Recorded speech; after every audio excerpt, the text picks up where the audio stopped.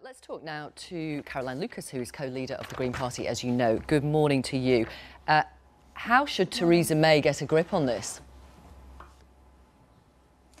Well, I think she needs to put in place, and I'm grateful that she's now reaching out across the different political parties to do this together, but she needs to put in place a really transparent, robust and crucially independent structure whereby these kinds of accusations aren't just circulating on spreadsheets, but there is a very, very clear line of accountability, a line where anybody who has any experience or knows of anybody with any experience of this can go somewhere and know that their concerns are going to be followed up properly, that there's going to be no concern that if something happens that's going to be undermining for their career in the future. That clearly is absolutely unacceptable. And if an alleged victim of sexual harassment came to you to say, this has happened to me, what advice would you give them now?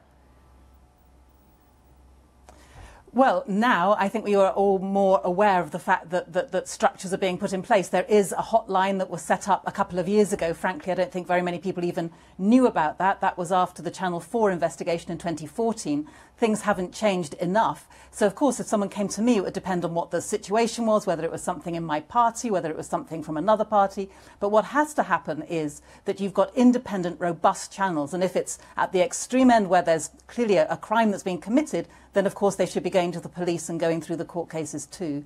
But I think, as well as all of these legal structures that we're talking about, we need to change the culture too. One of the things that really struck me about what Michael Fallon said was that, you know, some of this behaviour might have been appropriate 10 years ago. Well, no, it wasn't.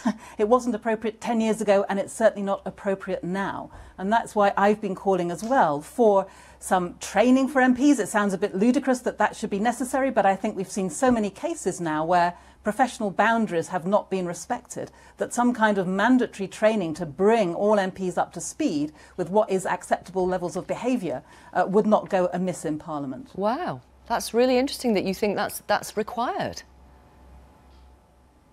I wish it was not required, but do you know what? We've been here before. We were here in 2014 with that Channel 4 investigation, and it doesn't appear that behaviour has changed all that much. So if that's the case, then let's make sure that MPs know what the boundaries are. As I say, I wish it were not necessary, but I think it is. And I think that Parliament is in a particular position, both because we should be absolutely a beacon of best practice rather than worst, and because of the almost unique employment structure here, whereby MPs are the direct employers of their own staff. And I think we should be looking as well at other models. I know, for example, in the European Parliament, it used to be the case, I'm not sure if it still is, that MEPs, members of the European Parliament, set up structures, trusts or whatever to be the formal employers, so that there is, if you like, a buffer between the elected representative and the people working for them, so that all of the HR, human resources capacity was already manifested there. You didn't have to bring a complaint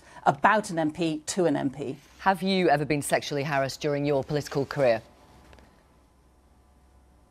I have not, no. Thank you very much. But I know plenty of people who have. Yeah, thank you for talking to us. Caroline Lucas, co-leader of the Greens. You didn't frankly have the balls to put country before party.